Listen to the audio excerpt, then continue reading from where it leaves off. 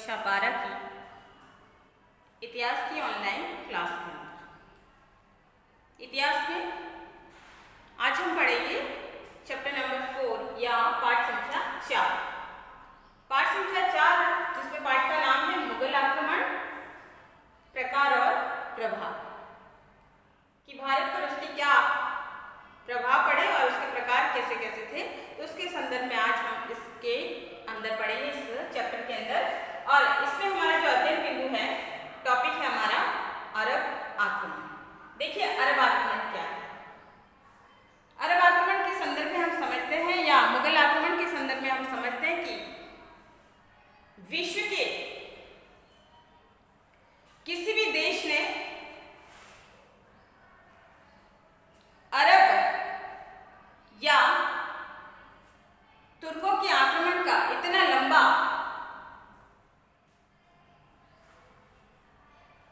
दृढ़ मुकाबला किसी राष्ट्र ने नहीं किया जितना कि हिंदुस्तान ने किया। देखिए कि एकमात्र हिंदुस्तान विश्व का एक ऐसा देश है जिसने तुर्की आक्रमण या अरब आक्रमण का सामना है वो लंबे समय तक किया है। उसका मुकाबला, अरबों का मुकाबला है वो लंबे काल तक, लंबे समय तक उसने किया है। देखिए हिंदुस्तान की स्थिति में अन्य देशों की स्थिति को भी समझते हैं कि एशिया, अफ्रीका व यूरोप के अनेक राष्ट्रों ने अरबों के आगे हार मानी। अरब प्रदेश के निवासियों के आगे या अरबों के आक्रमण के आगे बड़े बड़े जो है राष्ट्र झुक गए, जिसमें एशिया के राष्ट्र थे कुछ अफ्रीका के राष्ट्र और कुछ यूरोप के राष्ट्र थे। लेकिन एक हिंदुस्तान ऐसा राष्ट्र था जिसने अरब आक्रमण के सामने आसानी से घुटने नहीं टेके, आसानी से उसने हार नहीं मानी, बल्कि वो लंबे समय तक जो है अरबों या तुर्कों का है वो मुकाबला करता रहा।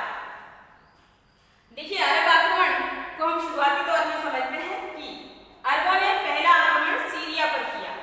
एशिया का एक देश है सीरिया, ठीक है, सीरिया पर किया। ये वही सीरिया है जिसे ISIS संगठन है, जो आतंकवादी संगठन है, और वहां पर बमबारी के माध्यम से उसे पूरी तरह से नष्ट कर दिया। वहीं पे ये ISIS संगठन जो है आतंकवादी संगठन वहां पर अपना कार्यकलाप है वहां संपादित करता है। और अरबों ने जो पहला आक्रमण है वो सीरिया पर किया है। कब किया है? 635 ईस्वी से 636 ईस्वी के मध्य, यानी एक साल। और एक साल के भीतर ही उसने सीरिया के ऊपर अपना अधिकार कर लिया। सीरिया की राजधानी दमिश्क, ठीक है, दमिश्क के ऊपर उसने अधिकार कर लिया और दमिश्क ने आत्मसमर्पण कर दिया अरबों या तुर्कों के आगे, ठीक है। तो ये अरबों की पहली विजय है जिससे उन्होंने सीरिया को जीता है, ठीक है। तो ये अरबों की पहली विजय। फिर इराक का पतन भी अरब आक्रमण से हो गया। 637 यानी 36 में तो उन्होंने दमिश्क या सीरिया की राजधानी के ऊपर अधिकार किया है, और फिर 637 में उसने इराक के ऊपर आक्रमण किया, इराक के ऊपर आक्रमण किया।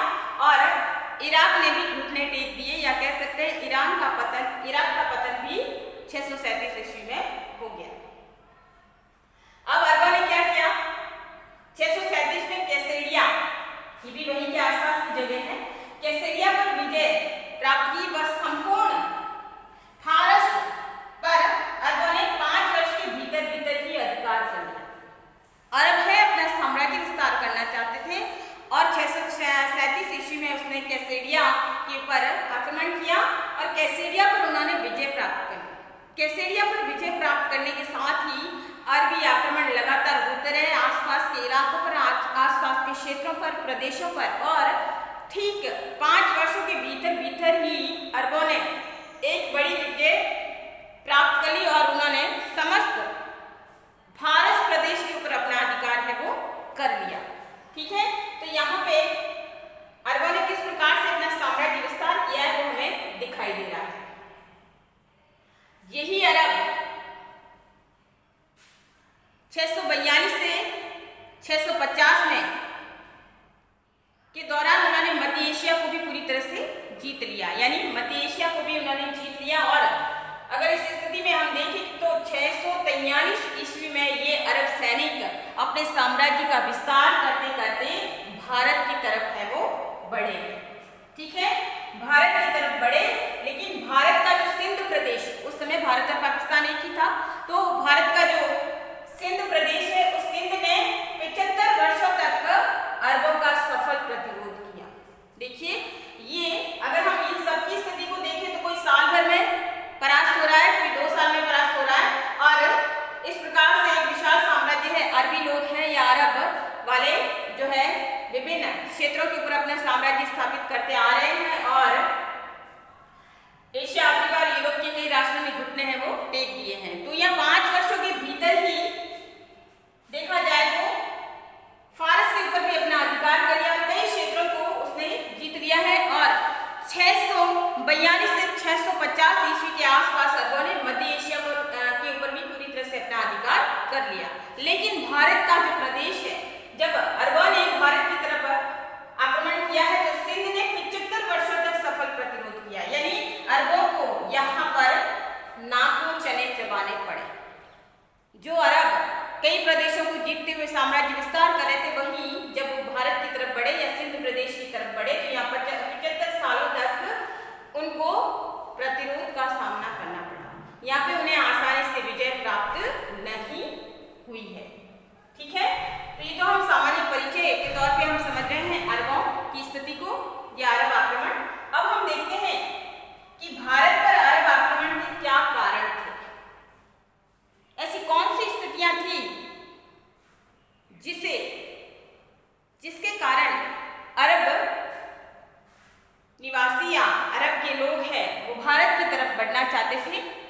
तो हम उन परिस्थितियों को समझते हैं जिसके कारण अरब देश के लोग हैं, अरब सैनिक हैं, वो भारत की तरफ बढ़े हैं। तो पहला अगर हम देखें तो मजहबी प्रचार प्रसार की भावना या अभिलाषा। मजहबी अर्थात धर्म से प्रेरित होकर, ठीक है, धार्मिक भावना। अब यहाँ पर अरबवासी थे वो इस्लाम को मानने वाले थे, इस्लामिक संस्कृति को मानने वाले थे, इस्लाम धर्म को मानने वाले थे और ऐसी स्थिति में इन्होंने कई प्रदेशों को जीता। ठीक है, साथ ही साथ इन प्रदेशों के साथ ही उनके अंदर धर्म की भावना भी बहुत अधिक प्रबल हो गई।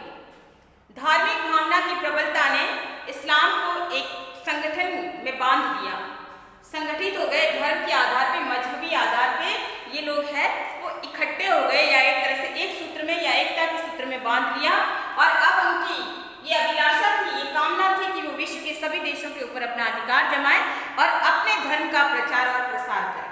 ठीक है, बस यहाँ पर एक कारण यही मिलता है कि मजहबी प्रचार और प्रसार की अभिलाषा के कारण वो भारत की तरफ बढ़े, यानी वो कहीं ना कहीं इस्लाम धर्म को फैलाना चाहते थे, इस्लाम की सभ्यता और संस्कृति को वो भारत में भी फैलाना चाहते थे। तो ये तो हो गया पहला पॉइंट। ठीक है, कि अरब आक्रमण के कौन कौन से कारण है, ये प्रश्न आता है, 2 नंबर से भी पूछा जाता है, 1 नंबर के भी पूछे जाते हैं। तो आपका यही है कि पहला है मजहबी प्रचार प्रसार की अभिलाषा। अब दूसरा है साम्राज्य विस्तार की भावना। हम उपरोक्त बिंदुओं को देखें, समझे तो यहाँ पर क्या है, अरब साम्राज्य विस्तार ही कर रहे हैं और साम्राज्य विस्तार के साथ साथ जो है अपना साम्राज्य फैला रहे हैं। इसके पीछे भावना क्या थी, देखिए इन सब अरबी देशों का या इस्लामिक जो खलीफा होता था, खलीफा कौन है, जो इस्लामिक संस्कृति का धार्मिक गुरु, इनका धर्म गुरु जो कि तुर्की साम्राज्य के अंदर था, तुर्की के अंदर, उसने वो खलीफा जो इनका धार्मिक गुरु होता था, मजहबी गुरु होता था और साथ ही वो राजनीतिक गुरु भी होता था। और खलीफा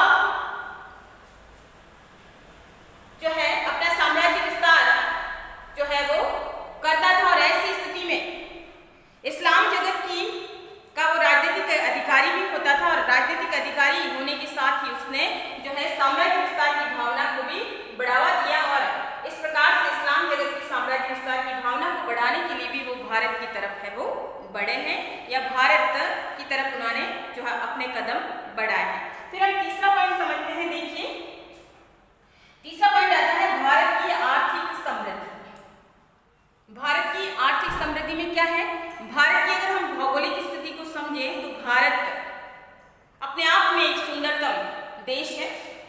भारत की सभ्यता संस्कृति भी अनुपम है। भारत की छटाएं, प्राकृतिक छटाएं भी अद्भुत है। ठीक है, वहीं उस समय की स्थिति को अगर हम समझे तो भारत क्या था? सोने की चिड़िया।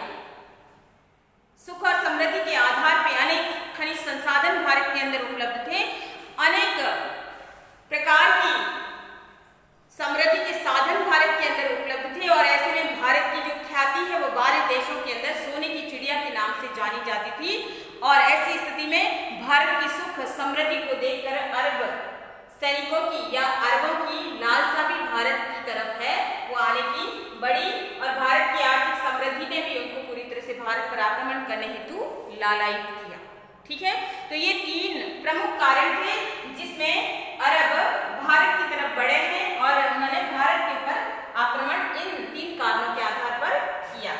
ठीक है, तो ये था हमारे 3 मुख्य बिंदु हैं अरब आक्रमण के कारण। तो आज का इतना ही पॉइंट है। धन्यवाद।